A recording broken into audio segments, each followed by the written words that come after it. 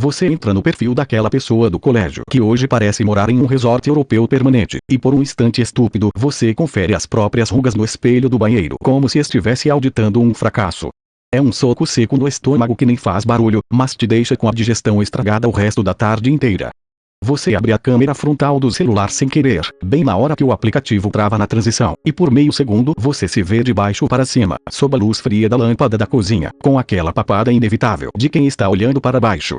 É um choque rápido, um susto mínimo que dura o tempo de uma piscada, mas que é suficiente para azedar o seu humor pelos próximos 10 minutos. Você desvia o rosto, fecha o aplicativo, joga o celular no sofá como se o aparelho tivesse te ofendido pessoalmente e fica ali, parado na sala, olhando para o nada, pensando: poxa, será que é isso que os outros veem quando olham para mim?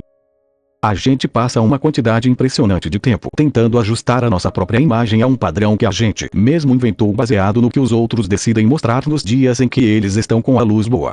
E o pior nem é o padrão em si, porque a gente sabe, racionalmente, que aquilo ali é filtro, é ângulo, é o momento exato capturado depois de 50 tentativas ruins. O problema é que a nossa mente tem uma preguiça desgraçada de lembrar do contexto alheio e uma obsessão cirúrgica para lembrar de todas as nossas próprias falhas. Sabe quando você entra no perfil daquela pessoa que estudou com você, ou que mora no mesmo bairro, e descobre que ela comprou um apartamento, ou que adotou um cachorro lindo, ou que parece estar sempre com o cabelo impecável, fazendo trilha no domingo de manhã enquanto você está há 3 dias com a mesma calça de moletom encarando a pilha de roupa limpa que precisa ser dobrada em cima da poltrona? Nesse exato segundo, o seu cérebro faz uma ginástica olímpica para transformar a vida dos outros em um documentário impecável e a sua própria vida numa comédia pastelão mal executada. Spinoza, lá no século XVII, já dizia que a gente se avalia sempre pelo contraste com o outro, como se a nossa existência precisasse de uma régua externa para provar que a gente está no caminho certo. Só que a régua que a gente usa para medir os outros é a fachada da casa deles, e a régua que a gente usa para medir a gente mesmo é o depósito de lixo dos nossos piores dias. É uma covardia gigante que a gente faz com a gente mesmo, mas a gente faz com uma naturalidade assustadora. Você acorda bem, toma teu café, acha que o dia vai ser produtivo, senta na mesa da cozinha, olha pela janela, vê o sol bonito e pensa: hoje vai dar dom.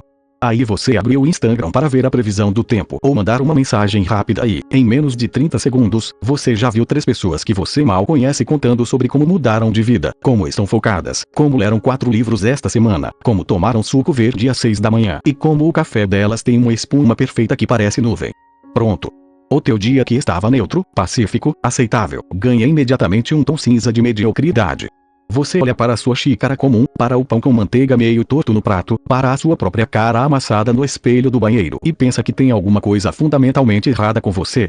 Como se você estivesse perdendo uma corrida invisível para a qual nunca foi convidado, mas que insiste em correr. René Descartes tentou resolver a nossa relação com a realidade, dizendo que a prova de que a gente existe é o pensamento, que a dúvida é a base de tudo. Penso, logo existo. Mas se ele vivesse hoje em dia, o penso, logo existo ia ser atualizado para vejo o que os outros postam, logo me sinto um lixo. Porque a gente não duvida mais da própria existência, a gente duvida da própria competência para existir de um jeito esteticamente aceitável. A gente olha para o reflexo no espelho do elevador e já começa a fazer o inventário dos defeitos antes mesmo de a porta fechar. O cabelo tá armado, essa blusa marca muito a barriga, eu devia ter dormido mais, aquela pessoa ali na rua anda com uma postura muito mais elegante. A gente vive num tribunal permanente onde o juiz, o promotor e o réu somos nós mesmos, e a sentença é sempre a mesma: você está ficando para trás. O espelho da nossa casa virou um objeto traiçoeiro. Antigamente, ele servia para ver se o dente estava limpo depois do almoço, se o botão da camisa estava no lugar certo, coisas práticas da vida física. Hoje em dia, o espelho virou um simulador de julgamento moral. Você não se olha mais, você se avalia. Você não vê o seu rosto cansado porque trabalhou, estudou ou simplesmente viveu um dia difícil. Você vê o seu rosto cansado como um sinal de fracasso pessoal, como se a fadiga fosse proibida no mundo onde todo mundo parece estar sempre a 2 passos de uma capa de revista. E o pior é que a gente sabe que isso é uma ilusão barata. A gente repete para os amigos que rede social é mentira, que ninguém posta os boletos vencidos, que ninguém bota a foto da pia entupida ou da crise de ansiedade de ter café à noite. A gente sabe de tudo isso na teoria. Mas na prática, na hora do silêncio, quando a luz do quarto apaga e a luz azul do celular ilumina o teto do quarto, a gente acredita em cada centímetro daquela mentira bem iluminada. É aí que entra a vontade maluca de sumir um pouco. Não é sumir no sentido dramático de fugir para a praia e mudar de nome, nada dessas coisas de filme americano. É um sumiço silencioso, quase invisível. É parar de responder na mesma hora, é fechar as abas do navegador, é botar o celular no modo avião às 7 da noite de uma quarta-feira e fingir que o mundo lá fora simplesmente pausou. No começo, dá uma coceira nos dedos terrível. A mão vai sozinha no bolso procurar o aparelho, o cérebro fica inquieto achando que você está perdendo o fio da meada de alguma conversa importantíssima, que, no fundo, nunca é importante, é só mais um meme que daqui a 3 dias ninguém lembra. Mas depois que passa a abstinência dos primeiros minutos, o silêncio da casa muda de figura. A pia com 3 pratos para lavar deixa de ser um lembrete da sua desorganização e vê um barulho mecânico da água morna caindo na louça. O livro que está empacado na página 45 há um mês deixa de ser prova da sua burrice e vira só um livro que você está lendo no seu ritmo, que pode ser lento, que pode ser torto, que pode ser do jeito que der.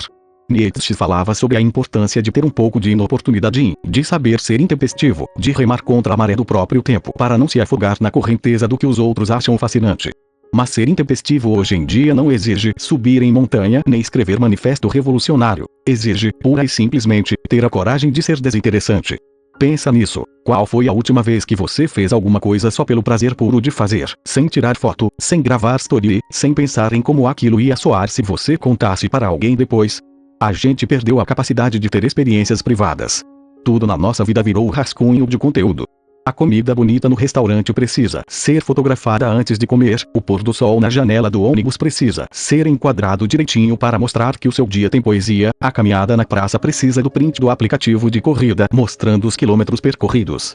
A gente não vive mais o momento, a gente vive a antecipação de como um momento vai ser julgado pelos outros. E quando a gente percebe que o julgamento alheio é sempre implacável com os defeitos da gente, a nossa autoestima murcha como alface esquecida no fundo da gaveta da geladeira.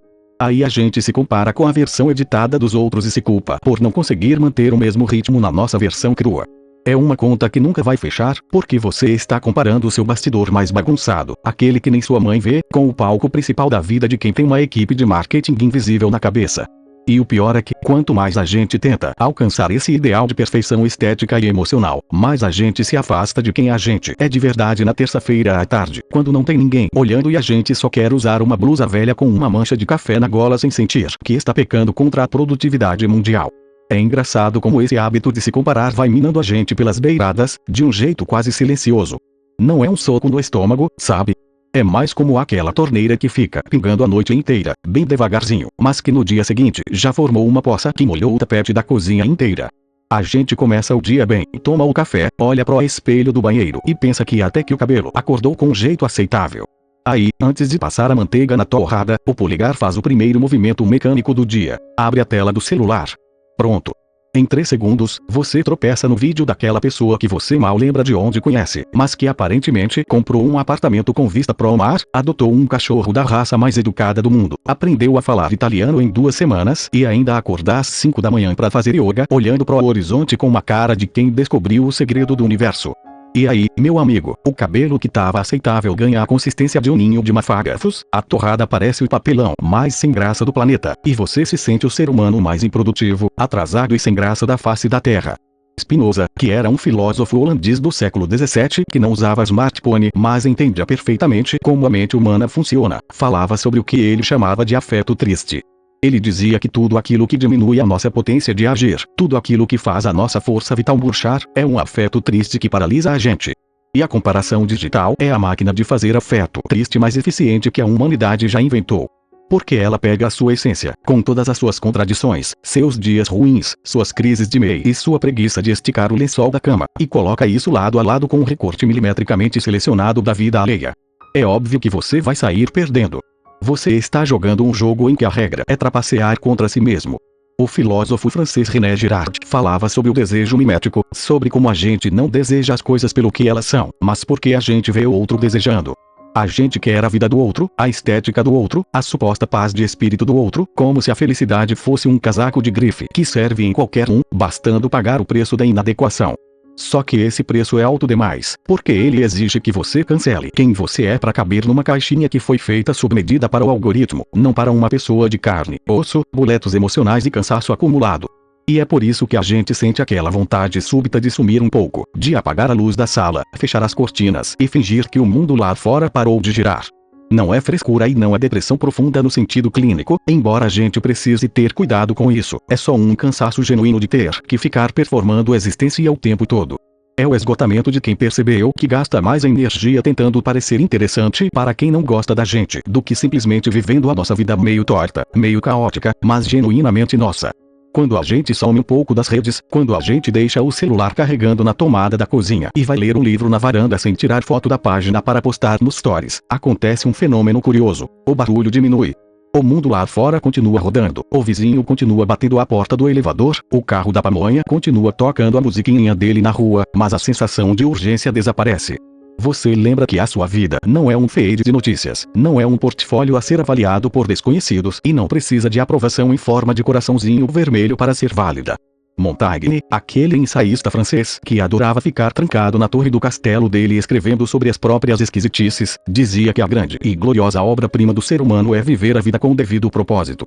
E viver com o devido propósito não significa ser extraordinário o tempo todo, mas sim ter a decência de habitar a própria pele sem pedir desculpas por ser comum, por ter dias em que nada acontece, por errar a mão no sal do arroz ou por passar a tarde inteira olhando pro teto sem produzir absolutamente nada de útil para a civilização. A vida real, aquela que importa de verdade, ela não é fotogênica. Ela cheira a café coado de manhã, a amaciante de roupa secando no varal em dia nublado, a cansaço bom de quem trabalhou o dia inteiro e só quer tirar o tênis sem precisar desatar o cadarço com elegância. Então, se hoje o dia foi daqueles em que a comparação bateu na porta e quis entrar sem pedir licença, se o espelho pareceu um pouco mais cruel do que de costume e a vida dos outros pareceu um desfile de moda enquanto a sua pareceu uma sala de espera de consultório médico, faz um favor para você mesmo, fecha a aba. Desliga a vitrine. Lembra que a sua existência não precisa ser consumida pelos outros para ter valor. Vai cuidar da tua planta, vai lavar aquela xícara que ficou desde ontem na pia, vai deitar no sofá com a blusa velha de moletom e deixa o mundo fingir que é perfeito lá fora, enquanto você descansa na paz sagrada de ser exatamente quem você é, sem filtro, sem legenda e sem precisar provar nada para ninguém. É isso. Vai lá viver. Essa voz é sintetizada. A ideia, não. Deixa o link aí.